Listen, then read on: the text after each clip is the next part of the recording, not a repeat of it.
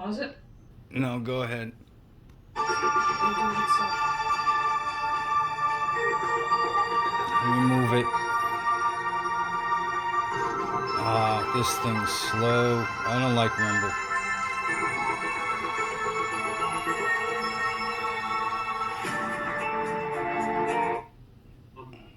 I am. How was your day today, bro? Move it along. Other than that, the courage and everything. But Even you. that's how merciful.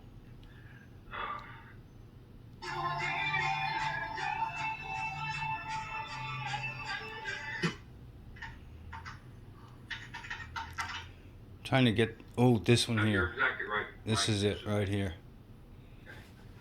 So the ER was great. The nurses were great. The communication was great. I mean, you couldn't have asked for a better experience up to that point, and then all of a sudden, bang! It just went off the rail.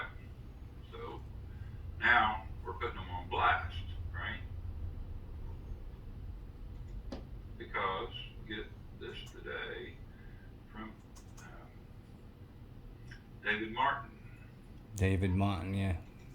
This is good information. Very All vital. right. So real quick to clear things up, guys. David Martin video is getting ready to play, so I want to be real quick. The Surgeon General has issued a medical narrative for the state of Florida. Okay, the state Surgeon General. All right, they've issued a medical narrative that the state of Florida is to follow. However, the hospital for which I was being checked into is not following that narrative, and is still following the NIH and WHO and CDC narratives. Okay, which is all COVID protocol that leads IM to his death, more than likely, versus getting him healed up and taking care of him. So the minute that IAM called him, that's where they were going, he shut it down and contacted the Surgeon General and is going to make the Surgeon General of Florida aware that they have a hospital in their state that is not following protocol issued by the Surgeon General.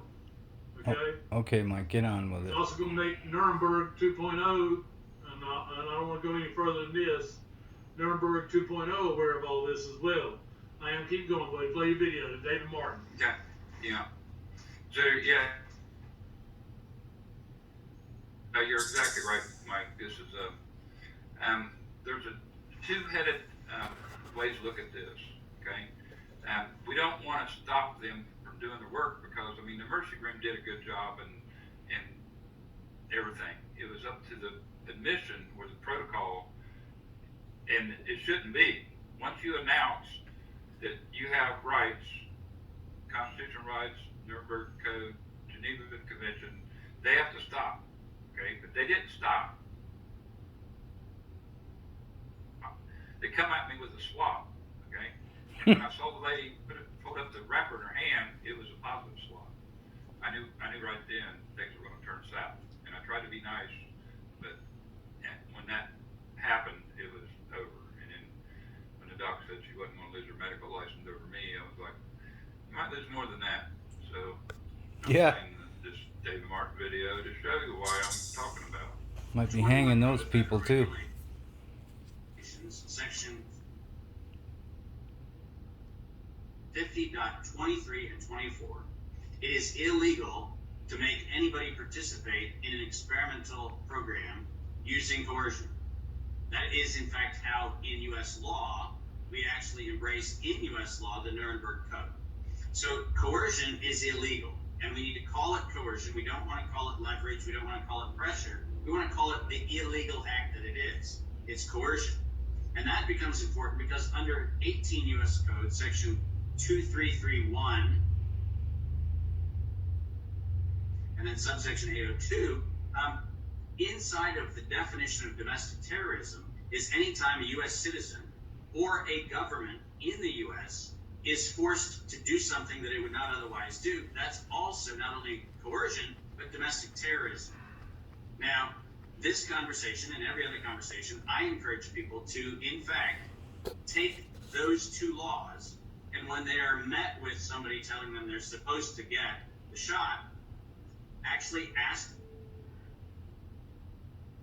the person and record this. Your phone, use a recording device, record the conversation.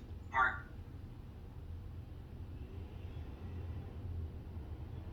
you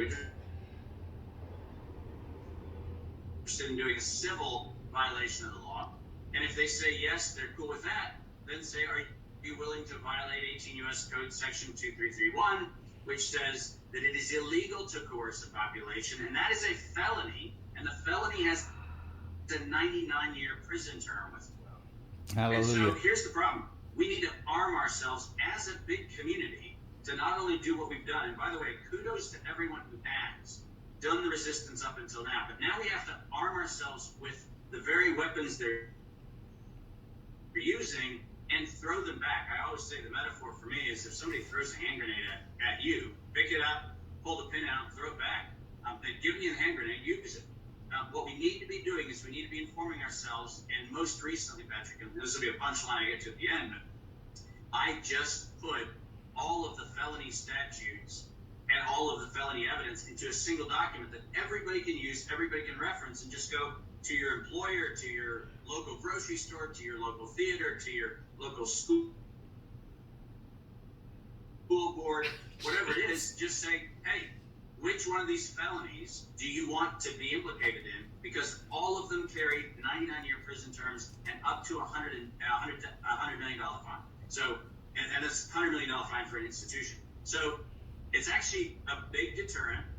And as we have been manipulated and coerced as a population, we now need to actually take the offensive position and say, stand up, be informed, and provide the 8 felony counts that you need anybody who's trying to push the mandate. Which one of these felonies do you want to now be liable for? That's brilliant. Hallelujah. And I like the idea of going on the offense. You know, I mentioned earlier, I think our last line of defense, or one of our last line of defense, are going to be the courts. You know, we got to get away from the executive branch. You know, we're very dysfunctional in our legislative branch. But the courts, you know, shooting down the mandate, the Biden mandates, et cetera, I think they are last line of defense. I'm always, you see Spotter kind of jump in as you're quoting line of verse on these statutes. You know, it's like how you have all this stuff in your brain is amazing to me. Is there a way that people get access to the document you described? Well, there you go. I feel like I just entrapped you because I told you there is a thing. It turns out if you go to either of my websites, fullyliveacademy.com, that's Fully Live Academy, all one word, fullyliveacademy.com, or davidmartin.world.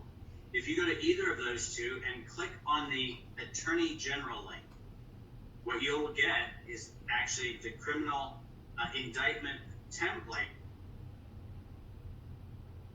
which has all 8 felony counts that are actually listed right there. You can download those, as I encouraged people to do yesterday. You can print them off. You can send them certified mail to your U.S. attorneys, to attorneys general in your state, to elected officials in your state, to school boards, to anybody who's doing a mandate, and say, you are now on notice of felony violations. And guess what? Like you just said, the courts are in fact going to ultimately deal with this issue.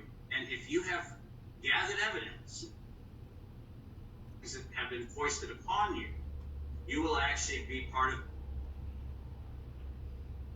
the class that one day recovers those damages. So I say stand firm, inform yourself, get evidence, and take action. I love it. And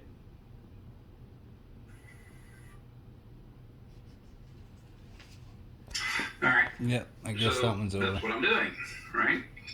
So we'll go to, let me see here.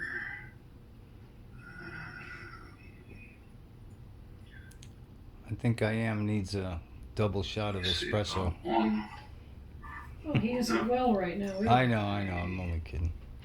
trying to find his website. Give me a second Doing pretty here. good for being sick. Come on.